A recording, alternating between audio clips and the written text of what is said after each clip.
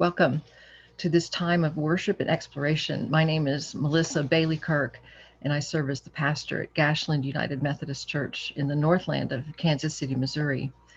I'm very excited about this new worship series that we begin today. God is holding your life, with its invitation to explore how the poetry of the Psalms speaks into our experience of God, our experience of self, our experience of other.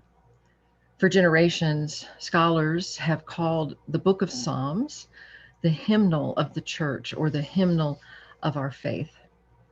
And when I hear that, my ticklish brain asks the question, I wonder, did our foremothers and forefathers bicker and argue over which Psalms were real hymns and which needed to be banned from the book of Psalms, from the hymnal of our faith, because they were too repetitive or too shallow? And the book of Psalms responds to my ticklish, teasing questions. If the words and the melody connect the musicians and the congregation with the mystery and grace of God, it is real. Call it a hymn, call it a chorus, call it a song, call it poetry, call it what you will, but it's real. In the Christian Bible, the book of Psalms shows up smack dab in the middle, and it is a collection of 150 songs that have been used in a variety of ways, right from the moment of their writing, the first playing, chanting, and singing of them into today. And much like the publishers of most hymnals, indeed the United Methodist Hymnal, have assigned each of the hymns in those hymnals particular categories or focus areas, the writers of the Psalms and the church through the ages have identified specific categories of Psalms based on the content and form of the Psalm and their probable use in their original context. This week's Psalm brings home the message that we are in an intimate relationship with God. There's nowhere that we can go that God is not present, no state of our being that results from being abandoned by God, no moment in time that we are without the presence and the care of God. God has knit us together, body, mind, spirit, weaving us, knowing us even before all. God is indeed holding our lives. This week's psalm is a portion of Psalm 139. I invite us to listen. O Lord, you have searched me and known me. You know when I sit down and when I rise up. You discern my thoughts from far away. You search out my path and my lying down and are acquainted with all of my ways. Even before a word is on my tongue, O Lord, you know it completely. You hem me in behind and before and lay your hand upon me. Such knowledge is too wonderful for me. It's so high that I cannot attain it. Where can I go from your spirit? Or where can I flee from your presence? If I ascend to heaven, you are there. If I make my bed in Sheol, you are there. If I take the wings of the morning and settle at the farthest limits of the sea, even there your hand shall lead me, and your right hand shall hold me fast. If I say, surely the darkness will cover me, and the light around me become night, even the darkness is not dark to you. The night is bright as the day, for darkness is as light to you. For it was you who formed my inward parts. You knit me together in my mother's womb. I praise you, for I am fearfully and wonderfully made. Wonderful are your works. That I know very well. My frame was not hidden from you when I was made in secret, intricately woven in the depths of the earth. Your eyes beheld my unformed substance. In your book are written all the days that were formed for me when none of them as yet existed. How weighty to me are your thoughts, O God. How vast the sum of them. I try to count them. They are more than the sand. I come to the end, and I am still with you.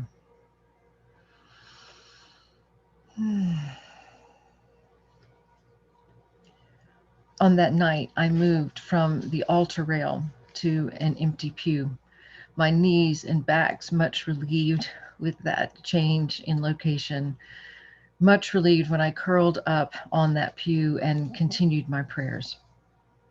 It was dark outside, and the chapel was dimly lit by a few candles on the altar table and a few candles sprinkled throughout the space. Through the silence, then, soft music began to play, and I was aware of people moving along the altar rail, telling my fellow retreatants that it was time for us to return to our cabins. I curled even more tightly around myself, imagining that by doing so, I would not be ushered out. I would somehow be invisible and could stay right where I was and continue my praying, which was, if I'm honest, more of a wrestling match. I was 34 years old, the single mother of two young boys, 4 and 7, and I was as scared as I had ever been. Depending on your perspective, my life was either coming together or falling apart. In just a few months, my sons and I would leave Georgia and head to Texas for 4 years of graduate school at Perkins School of Theology, Southern Methodist University in Dallas. I had not expected my applications to be accepted. I had not expected to receive scholarships. I had not expected to find a job in a Dallas church. I had not expected to find a house to rent or a school and preschool for the boys. When I said yes to God's calling of me into pastoral ministry, I never expected that I would actually be able to do it. When I submitted applications and wrote essays for scholarships, I thought, at least I'm being faithful, but this will never work out. And then I received the acceptance letters and funding. When I was offered the job at a church that had an excellent preschool in-house and was across the street from an excellent elementary school, when a parishioner at that church called me and said she had a house for my little family to rent, when all of that happened, things got real. And on that night, I was curled up on a pew, retreaters and leaders swishing by me in the dark. And I was only on that night 4 months away from a move across the country with my boys. I was terrified. And if I'm honest, I was angry. Seriously. If I had known that God was serious, if I had known that things would work out so quickly and, dare I say, miraculously. Before too long, the chapel was empty, but for me, and one candle on the altar table. And I took the time to get honest with God. I worried God. I worried God about money. Would the boys have what they needed? I worried God about relationship. How could I help to maintain a consistent and healthy connection between the boys and their Georgia residing father? I worried God about the boys. Would they be okay? I cried. I complained. I prayed. I wrestled. And at some point, I exhausted myself into sleep because I began to dream. And in my dream, I could see the three of us, myself and my sons, one on either side of me, and each of my hands holding one of theirs. And I could barely see our backs. We were headed somewhere, surrounded by a white mist, and we were moving forward, and then we stopped. In that pause, all of my fears began to rise up, appearing as tendrils of gray weaving through the mist, snaking their ways into the path before us.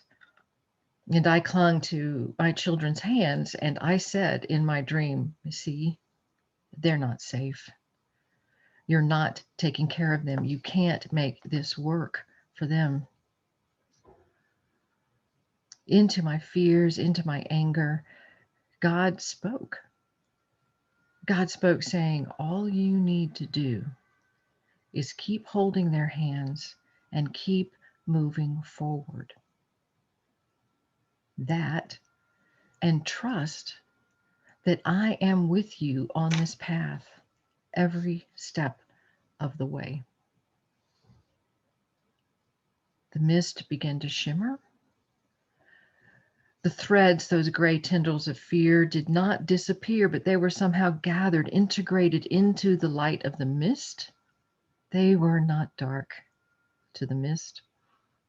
And the boys and I began to move forward. Today, almost 30 years later, and I remember that night, that dream, and the way that God held my life, the way that God held our lives. Psalm 139 is a beautiful song that affirms the wondrous nature of relationship between God and the writer, between God and you, God and me, between God and us. This song is one that is sung to God, a vibrant dance between first and second person pronouns. Yahweh, you know me. Yahweh, you search me. Yahweh, you discern my thoughts. This song is sung to God, who is eager to respond to the prayers of a fearful and angry mother. God, who is eager to respond to your prayers. God, who knows us and invites us to know God. The verb that is translated here, know, is a Hebrew word that yada, and yada refers to a full range of knowing, everything from knowing in the social sense. I know him. Oh, I know of her. All the way from that to the knowing that is embodied in an intimacy shared by sexual partners. I experience you. You and I are one. As I huddled on that pew, hiding from the retreat leaders, God knew me. God didn't know of me. God knew me. God experienced me, entered into my mind, my heart, my dreams, simply because that is how God is. There is no place that could have hidden me from God on that night. The very nature of God cannot allow me to drown in my own false imaginings of some sort of divine abandonment. Of course, that night on that pew was not the first time, nor was it the last, that I wrestled with my own distorted understanding of the relationship that God and I share. I'm still learning that God's knowing of me doesn't depend on my being good or doing good. I'm still learning that God's presence with me doesn't hinge on my having it all together or having perfect trust in God. Where can I go from your spirit? The psalmist asks. Where can you go from God's spirit? Where are we hidden from the presence of God? Nowhere.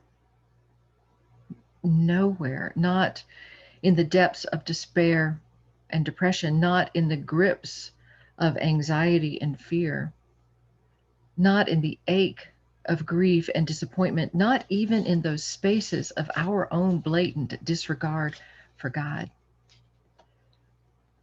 You might be saying to yourself in this moment, sure, Melissa, God showed up for you. You were heading off to seminary. You were obeying God's call. Friends, God has been just as present and trustworthy when I have pursued relationships and habits that have me running away from God as fast as I possibly can. I have tried to make a comfortable bed for myself in places of dark destruction. I have attempted to make sin look nice and neat.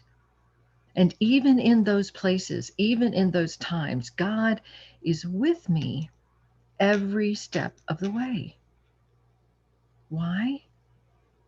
Because God knows me. God experiences me fully and chooses to be in my life, no matter what.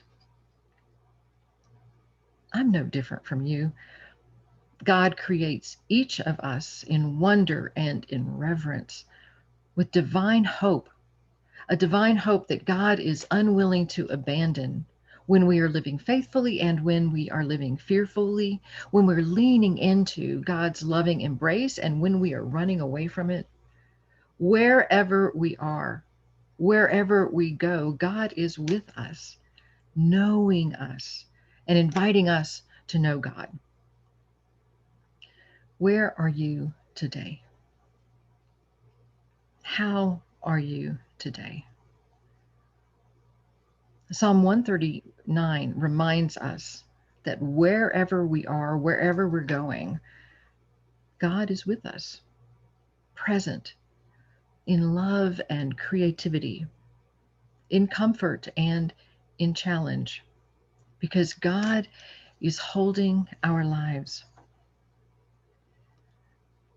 I share in closing and by way of blessing these thoughts from Martin Buber, a 20th century Jewish philosopher, as he wrote his own psalm to God, wondering and wandering in conversation with God about the relationship between God and humanity.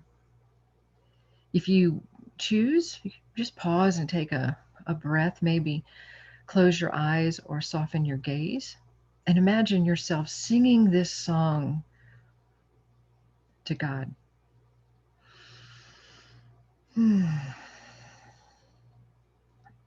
Where I wander, you, God. Where I ponder, you. Only you. You again. You always. You, you, you.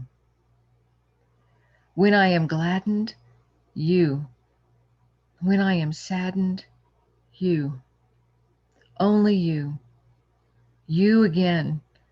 Always you. You, you, you. Sky is you. Earth is you. You above, you below. In every trend, at every end. Only you, you again. You, you, you. Peace.